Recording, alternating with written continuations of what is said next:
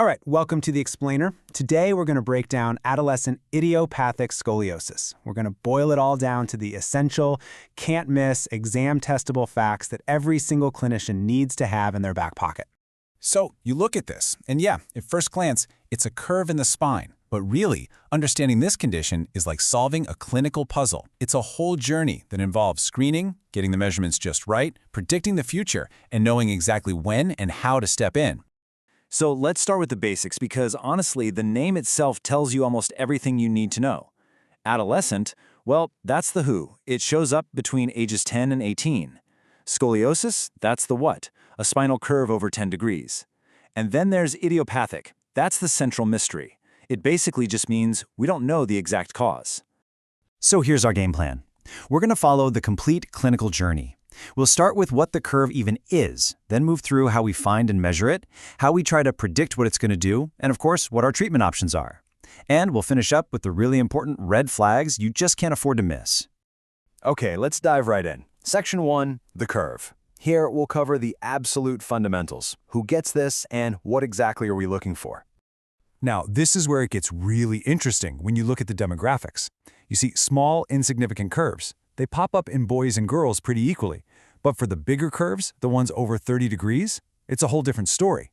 Adolescent girls are a staggering 10 times more likely to be affected. That is a huge, high-yield fact to remember. That brings us to our second section, diagnosis. Now that we know who is most at risk, how do we actually find the curve? And just as importantly, how do we measure it? You might think the diagnostic process starts in a specialist's office with some fancy, expensive scan. But nope, it usually kicks off with a very simple, time-tested screening exam. And here it is, the Adams Forward Bend Test. It's brilliant in its simplicity. As the patient bends forward, the rotation of the spine actually causes the ribs on one side to become more prominent. This visible rib hump is the classic telltale sign of a structural curve. But, a visual sign isn't enough. We need an objective measurement. And that's where this simple tool, the scoliometer, comes in. We place it right on the back to measure that rib hump, and it gives us a crucial number to guide our next step. And this is the number right here, 7 degrees. If you remember one number from this whole section, make it this one. A scoliometer reading of 7 degrees or more is the trigger. It's what tells you to refer the patient for a standing spinal X-ray, period. Once that X-ray is taken, the official diagnosis and measurement is made using the Cobb angle. This is the gold standard. A measurement greater than 10 degrees officially defines scoliosis, and that number becomes the baseline we use for every single decision that follows.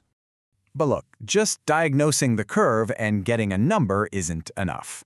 The single most important clinical question we have to answer is, will this curve get worse? So, this next section is basically our crystal ball.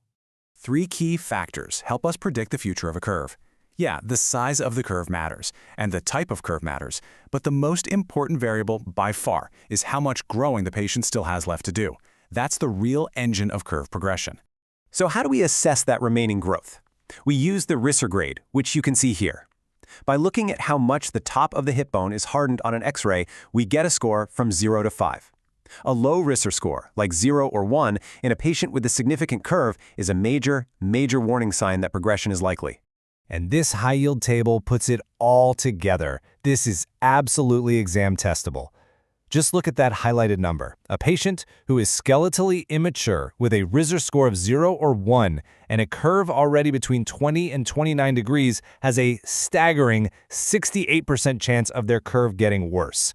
This is exactly how we stratify risk. Knowing that risk of progression is what allows us to move to the next step with confidence. We can now follow a clear, evidence-based treatment playbook. And that playbook is a straightforward ladder based almost entirely on the Cobb angle. Less than 25 degrees, we observe. Between 25 and 45 degrees in a growing adolescent, we brace. And once a curve gets beyond 45 to 50 degrees, we start considering surgery. These are the key treatment thresholds.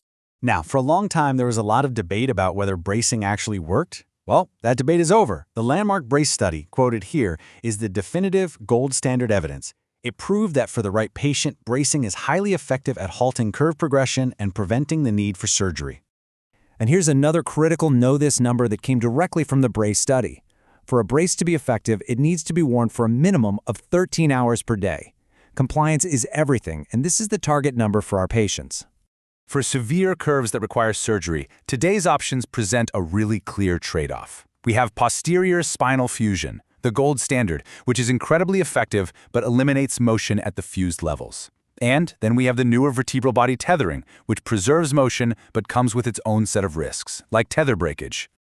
Finally, and this is arguably one of the most important parts of the playbook, we need to know the warning signs, the things that tell us a curve might not be simple idiopathic scoliosis after all. So, the crucial point is that any of these findings on this slide are a major clinical red flag. A left-sided thoracic curve, significant pain, or any neurologic abnormality are not typical for AIS. The presence of any of these always requires an MRI to rule out underlying spinal cord pathology like a tumor or a syrinx. Ultimately, the entire clinical playbook for adolescent idiopathic scoliosis boils down to this. It's a game of numbers and risk assessment. You have to know the key thresholds: 7 degrees on the scoliometer, 10 degrees for diagnosis, 25 for bracing, and 45 for surgery, and use them to assess risk and guide every decision. And this leaves us with a final thought to chew on.